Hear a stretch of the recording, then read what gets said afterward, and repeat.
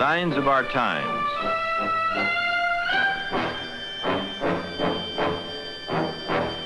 Words to live by.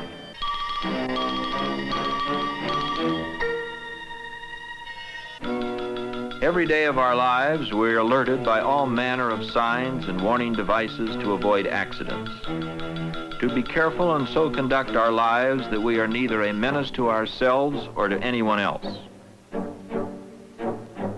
But in spite of all the signs, warnings, training, and admonitions, we are continually doing things that are practically invitations to bad accidents. Things like this. And this.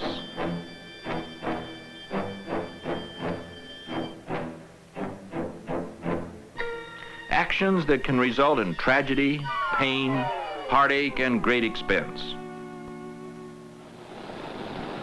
And none of them need happen.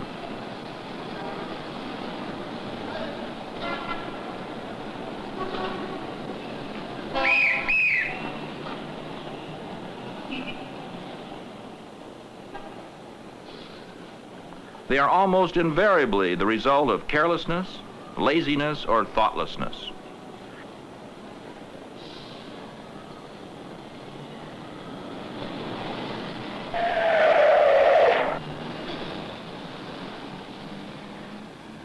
And they happen because people have not yet learned that total responsibility for safety is an individual thing. You are the only one who can prevent an accident from happening to you.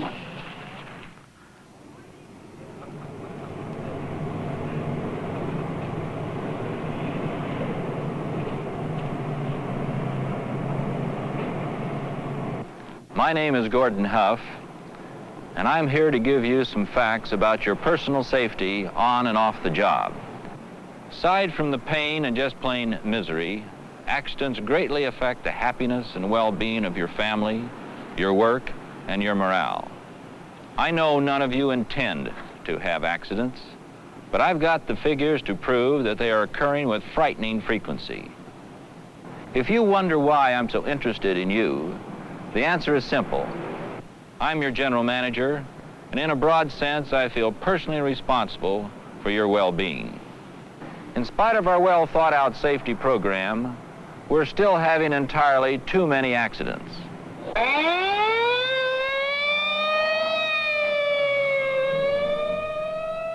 Recently, in our area, in only a 6-month period, we had 211 on-duty accidents which required medical attention.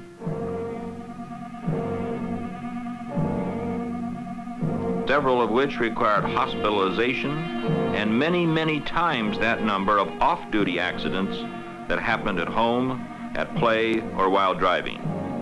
All of these have added up to untold pain, worry, misery, fear, lost time, and high expense. All of us at Pacific Telephone are trained to perform our jobs with attention and efficiency.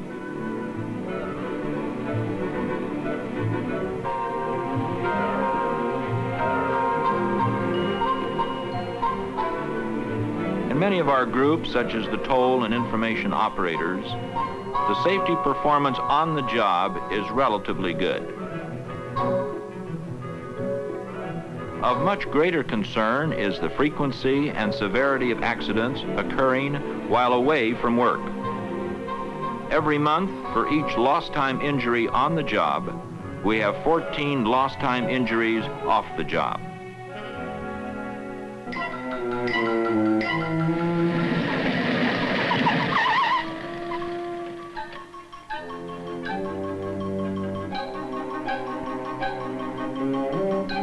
Some of you watching this film were involved in these accidents, and you're bound to be defensive about it. You say it wasn't really your fault. You say there were extenuating circumstances. It was an accident. Sure, it was an accident, but why?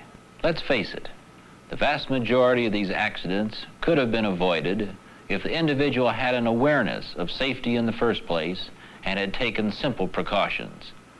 Let's listen to some of the specifics about these occurrences. Here's how one happened. Department, plant. Length of service, 6 years. Employee was engaged in stringing wire to make a line transfer.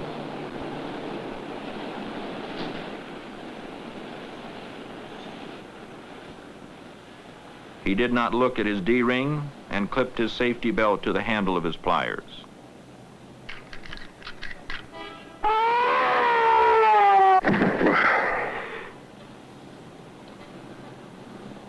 It's a long way from the top of those poles to the ground, and the ground can be mighty hard.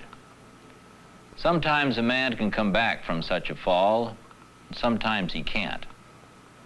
I won't detail the weeks this man spent in the hospital or the long months of convalescence.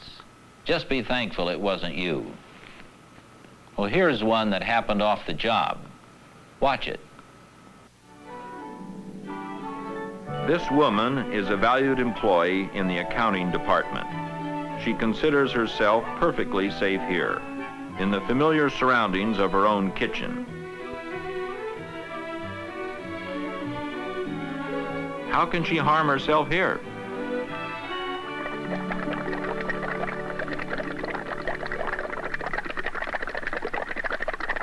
A boiling pot. She needs a mixing spoon. Quick. A serious puncture, a bad cut.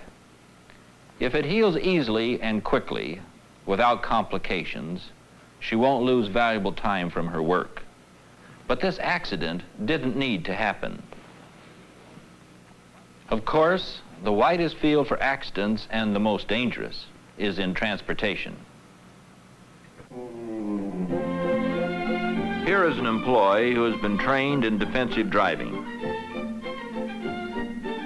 He observes all the rules of the road, is courteous and patient with other drivers, and takes no chances.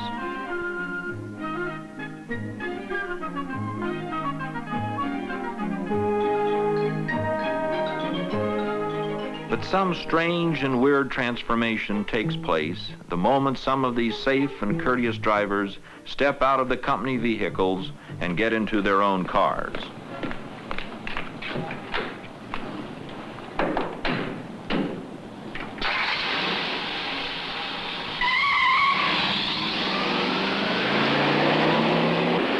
Now that he's on his own, a complete new personality seems to be at the wheel. He ignores safety signs and the rules for safe driving. He hogs the road and behaves with utter disregard for others. But you can't drive like that without eventually paying the piper, and such payment can be mighty high.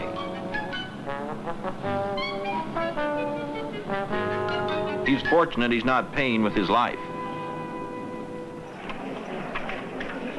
Even in the apparently safe and efficient confines of offices, all sorts of unnecessary accidents happen because of thoughtlessness and carelessness. For instance, a man on his way to an adjoining office is stopped to answer a question.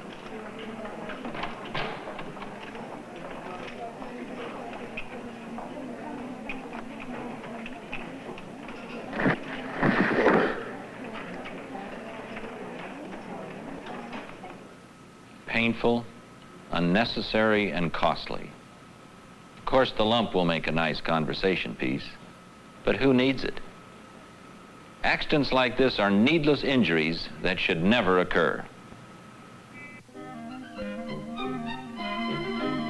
In our huge complex of buildings, offices, operating rooms, accounting machine rooms, relay stations, business offices, and other installations, your company has taken every reasonable precaution to make safety a built-in feature.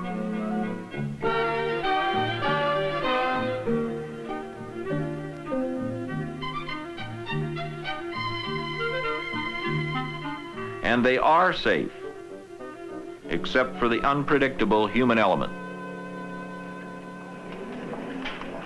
As a matter of fact, safety starts with the very design of the building. Building engineers go over all construction plans to eliminate factors which can contribute to accidents.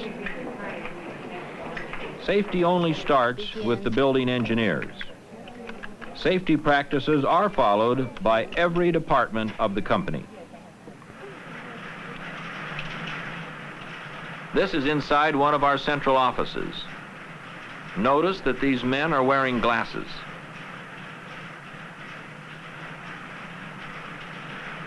Actually, there is nothing wrong with their eyesight.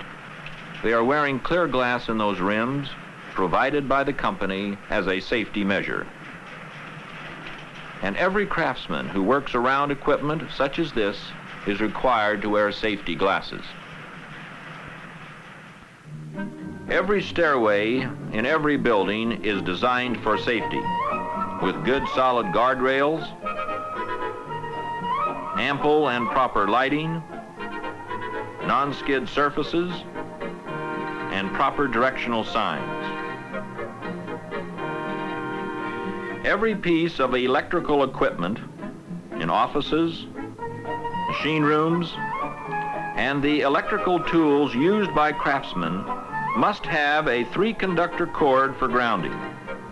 This gives protection against electrical shock. And, of course, hard hats are standard for linemen who work in the field. Every single company car, truck or passenger, is equipped with safety belts front and back.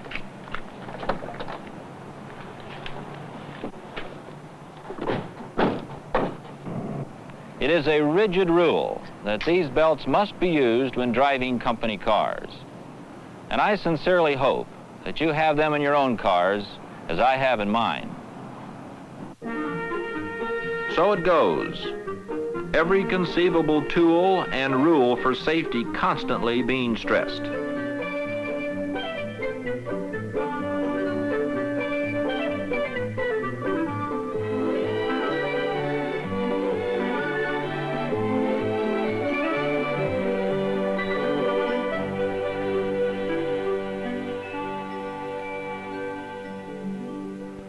So with all these safety features and our very comprehensive safety educational program, why does our accident rate continue at such a frightening pace? Basically, it's certain human elements at work: carelessness, haste, thoughtlessness, fatigue, lapse of memory, and worst of all, just plain disregard of rules. There's another factor: the refusal to believe that an accident can happen to you. The feeling that somehow you are immune. But the sad fact is, as proven by our unhappy figures, you are the person most susceptible to accidents. Of course, there's always the other side of the coin. The consciousness of work schedules. We all know the importance of keeping work on schedule, and all of us want to do a good job. We want to make good records for a variety of reasons. Pride in our workmanship and ability. Satisfaction in a job well done.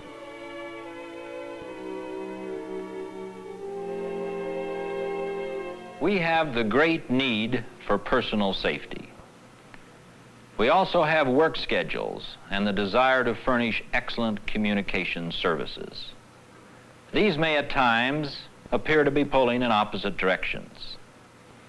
But I'm asking you to accept your responsibility for safety.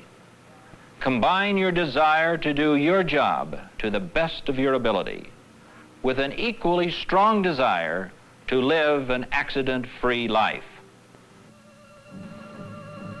Disregard or violation of a safety rule is false economy, because when it backfires, the price you have to pay is just too high.